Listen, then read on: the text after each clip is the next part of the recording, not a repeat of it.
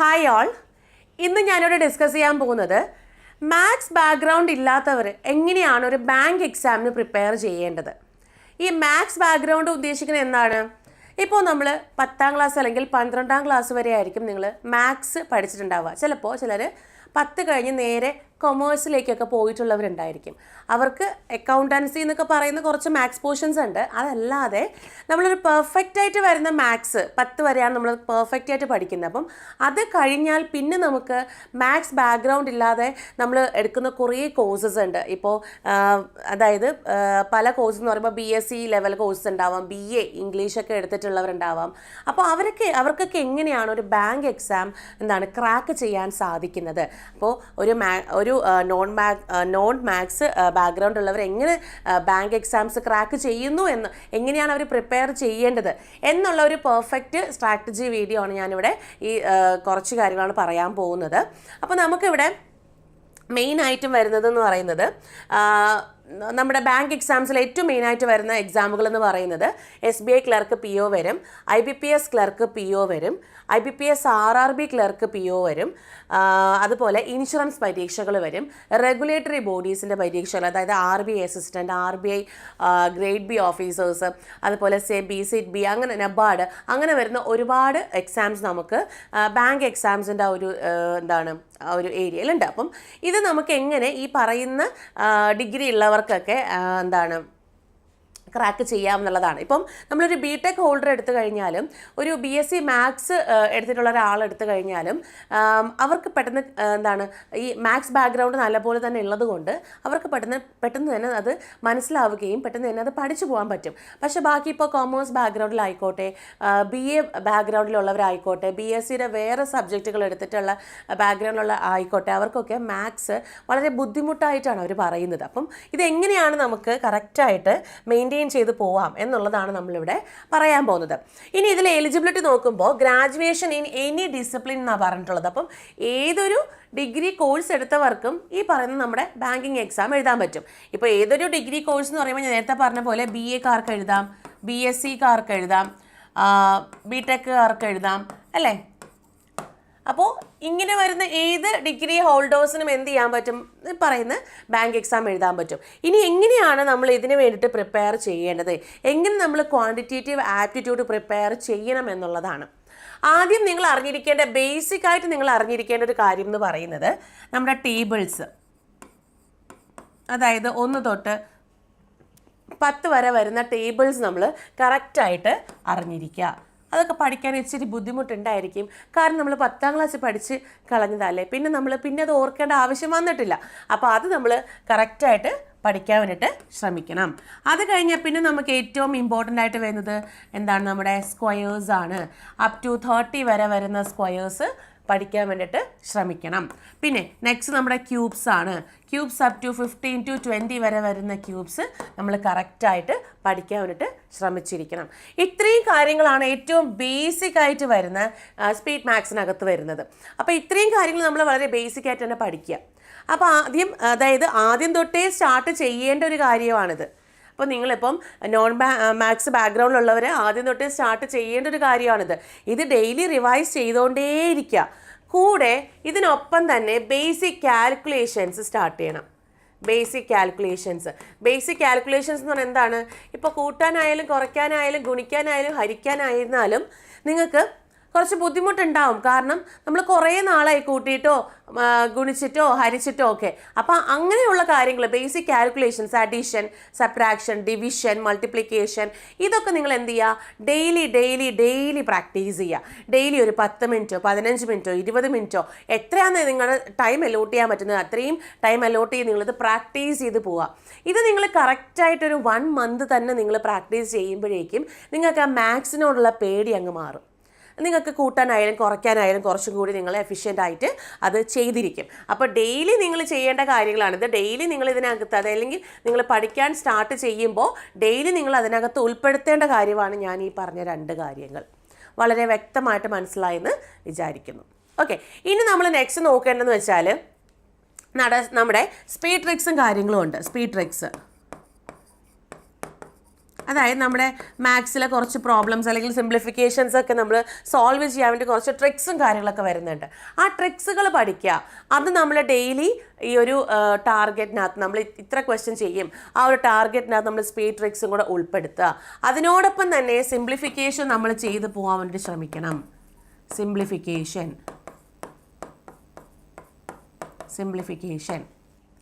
ഇനി next quadratic equation പണ്ട് പഠിച്ചതാ അല്ലേ? നമ്മളൊരു ഫോമിലേക്ക് ഇട്ട് പഠിച്ചതാ. എന്താണ്? -b ± √(b² - 4ac/2a) ഇങ്ങനെയൊക്കെ നമ്മൾ പഠിച്ചതാണ് ക്വാഡ്രാറ്റിക് ഇക്വേഷൻ. ഈ ഒരു ഫോമുല എപ്പോഴാണ് ആവശ്യം? സ്കൂൾ ടൈമിൽ ആവശ്യം. ഇപ്പോൾ കോമ്പറ്റേറ്റീവ് എക്സാം എഴുതുമ്പം ഈ ഫോമുല നമുക്ക് ആവശ്യമില്ല. അത് നമുക്ക് ക്രാക്ക് ചെയ്യാം. അല്ലെങ്കിൽ ആ ഒരു ക്വാഡ്രാറ്റിക് ഇക്വേഷൻ്റെ ക്വസ്റ്റ്യൻ നമുക്ക് ചെയ്യാൻ വേണ്ടി ഈസി ട്രിക്ക് ഉണ്ട്, അത് പഠിക്കണം.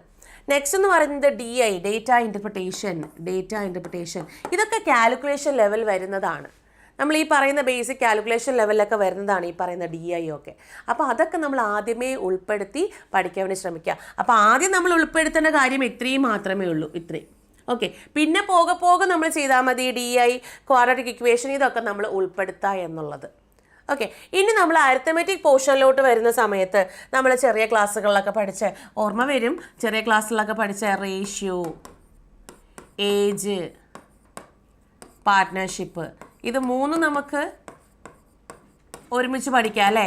Ratio, age, partnership. നെക്സ്റ്റ് വരുമ്പോഴേക്കും നമുക്ക് ആവറേജ്, പെർസെൻറ്റേജ്. ഇത്രയും എന്താണ്? ആവറേജ്, പെർസെൻറ്റേജ്, ഇത്രയും ബേസിക് ആയിട്ട് വരുന്ന ചാപ്റ്ററുകളാണ്. ഇതൊന്ന് അതിൻ്റെ കോൺസെപ്റ്റുകളായിരുന്നാലും ഒക്കെ നിങ്ങൾ ബേസിക് ആയിട്ടുള്ള കാര്യങ്ങൾ, ബേസിക് ക്വസ്റ്റ്യൻസ് സോൾവ് ചെയ്ത് നിങ്ങളത് കറക്റ്റായിട്ട് മുന്നോട്ട് കൊണ്ടുപോയി. ഇപ്പം ഞാൻ നേരത്തെ പറഞ്ഞ പോലെ നമ്മുടെ സിംപ്ലിഫിക്കേഷനും അതുപോലെ ടേബിൾസ്, സ്ക്വയേഴ്സ്, ക്യൂബ്സ്, ഇതൊക്കെ എന്താണ്? ഡെയിലി നമ്മൾ ഉൾപ്പെടുത്തണം. അപ്പോൾ ഇത് പഠിക്കുന്ന സമയത്തും ഈ പറയുന്ന ബേസിക് കാൽക്കുലേഷൻസ് കാര്യങ്ങളൊക്കെ നിങ്ങൾ ചെയ്തുകൊണ്ടേയിരിക്കുക. ഓക്കെ, ഇനി ഇത് കഴിഞ്ഞിട്ട് പിന്നെ വരുന്നതാണ് പ്രോഫിറ്റ് ആൻഡ് ലോസ്. ഇതൊക്കെ നിങ്ങൾ ഒരു കുറച്ച് നാളുകൾ കഴിഞ്ഞിട്ട്, അതായത് മാത്സിനോടുള്ള ഒരു പേടി നിങ്ങൾ മാറിയതിന് ശേഷം മാത്രം പ്രോഫിറ്റ് ആൻഡ് ലോസും SICI, അതുപോലെ തന്നെ നെക്സ്റ്റ് SICI, അതുപോലെ മെൻസ്ട്രേഷൻ, ഇങ്ങനെയുള്ള ചാപ്റ്റേഴ്സൊക്കെ ഒന്ന് ജസ്റ്റ് പഠിക്കാൻ സ്റ്റാർട്ട് ചെയ്താൽ മതിയാവും. അതായത് നമ്മൾ ഇതൊക്കെ ഹൈ ലെവലായിട്ട് വരുന്ന, ഹൈ ലെവൽ എന്ന് ഉദ്ദേശിക്കുന്നത് നമുക്ക് കുറച്ച് നല്ല രീതിയിൽ ലോജിക് വൈസ് ഒക്കെ തിങ്ക് ചെയ്യേണ്ട ചാപ്റ്ററുകളാണ്. അപ്പോൾ ആദ്യം ഈ ബേസിക് ആയിട്ടുള്ള ചാപ്റ്റേഴ്സൊക്കെ പഠിച്ചതിന് ശേഷം പിന്നെ കുറേ കഴിഞ്ഞ് ഇതിൻ്റെ ക്വസ്റ്റ്യൻസ് ഒക്കെ ഒരുവിധമൊക്കെ നന്നായിട്ട് സോൾവ് ചെയ്യാൻ പറ്റുന്ന സമയത്ത് അടുത്തതിലേക്ക് ജമ്പ് ചെയ്താൽ തന്നെ മതിയാവും. ഓക്കെ, അപ്പോൾ ഈ രീതിയിൽ നമ്മൾ മാത്സിനോടുള്ള ആ ഒരു അപ്രോച്ച്, ആ ഒരു ഭയം നമുക്ക് എന്താണ് മാറ്റാൻ സാധിക്കും. ഇപ്പോൾ BA ഇംഗ്ലീഷ് പഠിച്ച ഒരാളുണ്ടെന്നുണ്ടെങ്കിൽ അവർക്ക് ഇംഗ്ലീഷ് വളരെ നന്നായിട്ട് കൈകാര്യം ചെയ്യാൻ അറിയായിരിക്കും. ഇനി റീസണിങ് ആണെങ്കിലും, റീസണിങ് വലിയ ബുദ്ധിമുട്ട് ഇപ്പോൾ ഏത് ഡിഗ്രി പഠിച്ചവർക്കാണെങ്കിലും റീസണിങ് ഒരുപാട് ബുദ്ധിമുട്ടില്ലാത്ത ഒരു സബ്ജക്റ്റാണ്. അതായത് ഒരു ചെറിയ കോൺസെപ്റ്റൊക്കെ കിട്ടിക്കഴിഞ്ഞാൽ നമുക്ക് പെട്ടെന്ന് നമ്മുടെ ലോജിക്ക് വർക്കൗട്ട് ആവുന്ന ഒരു സബ്ജക്റ്റാണ് റീസണിങ് എന്ന് പറയുന്നത്. അപ്പോൾ റീസണിങ് നമുക്ക് വലിയ ഇഷ്യൂ ആയിട്ട് വരില്ല. പക്ഷേ അവിടെ ഇഷ്യൂ ആയിട്ട് വരുന്നതാണ് ഈ നമ്മുടെ ക്വാണ്ടിറ്റേറ്റീവ് ആപ്റ്റിറ്റ്യൂഡ് എന്ന് പറയുന്നത്. അപ്പോൾ ഇതാണ് നമ്മൾ വലിയൊരു ഭാരമായിട്ട് നമ്മൾ കൊണ്ട് നടക്കുന്നത്. എങ്ങനെ പഠിക്കും? ഇത് പഠിക്കാൻ പറ്റുമോ? ഞാൻ എങ്ങനെ കൊമേഴ്സ് ബാക്ക്ഗ്രൗണ്ടാണ്, ഞാൻ ഇംഗ്ലീഷ് ബാക്ക്ഗ്രൗണ്ടാണ്, എനിക്ക് കൂട്ടാൻ പോലും എനിക്കിപ്പോൾ പറ്റുന്നില്ല പണ്ടത്തെ പോലെ. അപ്പോൾ ഇത് കറക്റ്റായിട്ട് നിങ്ങൾ എന്ത് ചെയ്യുക? നിങ്ങൾ കറക്റ്റ് ബേസിക് കറക്റ്റായിട്ട് കൊണ്ടുവന്നു കഴിഞ്ഞാൽ നമ്മൾ ഈ പറയുന്ന എല്ലാ പേടിയും നമ്മളിൽ നിന്ന് പോവും. കറക്റ്റ് ഒരു മാസം നിങ്ങൾ ഈ ബേസിക് കാൽക്കുലേഷനും ഈ പറയുന്ന ട്രിക്കുകളും കാര്യങ്ങളൊക്കെ മുന്നോട്ട് കൊണ്ടുപോയിക്കേ, ഈസി ആയിട്ടും നെക്സ്റ്റ് മന്ത് തൊട്ട് നിങ്ങൾക്ക് ഈ പറയുന്ന കുട്ടി ചാപ്റ്റേഴ്സൊക്കെ സ്റ്റാർട്ട് ചെയ്യാനുള്ള ഒരു ഫിവൽ നിങ്ങൾക്ക് ഉണ്ടാവും. അപ്പോൾ പേടി മാറ്റിയെടുക്കാനുള്ളതാണ്. പേടി മാറ്റിയെടുക്കാനുള്ള ടൂളാണ് ഈ പറയുന്ന ബേസിക് കാൽക്കുലേഷൻസ് വളരെ ക്ലിയർ ആയിട്ട് നിങ്ങൾ ചെയ്തു പോവുക എന്നുള്ളത്. ഓക്കെ, അപ്പോൾ ഇത്രയാണ് ഒരു നോൺ മാത്സ് ബാക്ക്ഗ്രൗണ്ട് വരുന്നവർ ജസ്റ്റ് നിങ്ങൾ ചെയ്യേണ്ടിയിരിക്കേണ്ട കുറച്ച് കാര്യങ്ങൾ. ഇനി ഇത് നിങ്ങളിപ്പോൾ കറക്റ്റായിട്ട് ഫോളോ അപ്പ് ചെയ്ത് പോകാൻ വേണ്ടിയിട്ട് നമുക്ക് നമ്മുടെ ചാനലിൽ തന്നെ നിങ്ങൾക്ക് വേദിക് മാത്സിൻ്റെ ഒരു ക്ലാസ്സസ് നിങ്ങൾക്ക് അവൈലബിൾ ആണ്. അതായത് ഫാസ്റ്റസ്റ്റ് കാൽക്കുലേഷൻ അപ്രോച്ച് നിങ്ങൾക്ക് മനസ്സിലാവുന്നുള്ള രീതിയിൽ പെട്ടെന്ന് ചെയ്തെടുക്കാൻ പറ്റുന്ന രീതിക്കുള്ള വേദിക് മാത്സിൻ്റെ ക്ലാസ്സസ് നമ്മുടെ YTയിൽ, അതായത് നമ്മുടെ യൂട്യൂബിൽ ഈ ചാനൽ നിങ്ങൾക്ക് അവൈലബിൾ ആണ്. ഇതിൻ്റെ ഓരോ പാർട്ടായിട്ട് ഇട്ടിട്ടുണ്ട്. ആ ഓരോ പാർട്ടും കണ്ട് പഠിക്കുക. ഓക്കെ, ഇത് കൂടാണ്ട് നമ്മുടെ ഡേറ്റ ഇൻ്റർപ്രിട്ടേഷൻ പറഞ്ഞു ഡി എയുടെ ക്ലാസ്സസ് നമ്മൾ പോകുന്നുണ്ട്. വീക്ക്ലി ട്വൈസ് 2 ദിവസമായിട്ടാണ് നമ്മൾ ഈ ഡി എയുടെ ക്ലാസ്സസ് പോകുന്നത്. അപ്പോൾ ഡി എയുടെ ക്ലാസ്സസ് കയറി കാണുക, അതിലെ ക്വസ്റ്റ്യൻസ് ഒക്കെ സോൾവ് ചെയ്യാൻ വേണ്ടിയിട്ട് ശ്രമിക്കുക. എല്ലാം പ്രിലിംസ് ലെവലിൽ നിന്ന് ബേസിക്കായിട്ട് നിങ്ങൾ സ്റ്റാർട്ട് ചെയ്താൽ മതി. അപ്പോൾ ഈ 2 കാര്യങ്ങൾ നമ്മൾ ചാനലിനകത്ത് അവൈലബിൾ ആണ്. കൂടാണ്ട് നമുക്ക് ഹിന്ദു എഡിറ്റോറിയൽ അനാലിസിസും ഇതിനകത്ത് അവൈലബിൾ ആണ്. അപ്പോൾ ഈ അനാലിസിസും കാര്യങ്ങളൊക്കെ ഡെയിലി ത്രൂ നിങ്ങൾ ചെയ്തു പോയി. ഇപ്പോൾ നമുക്ക് മാത്സിനാണല്ലോ പേടി, മാത്സിന് ഈ 2 കാര്യങ്ങൾ നിങ്ങൾ മസ്റ്റായിട്ടും, ഇതിപ്പോൾ നിങ്ങൾ കുറച്ച് ദിവസം കഴിഞ്ഞിട്ട് സ്റ്റാർട്ട് ചെയ്താൽ മതി.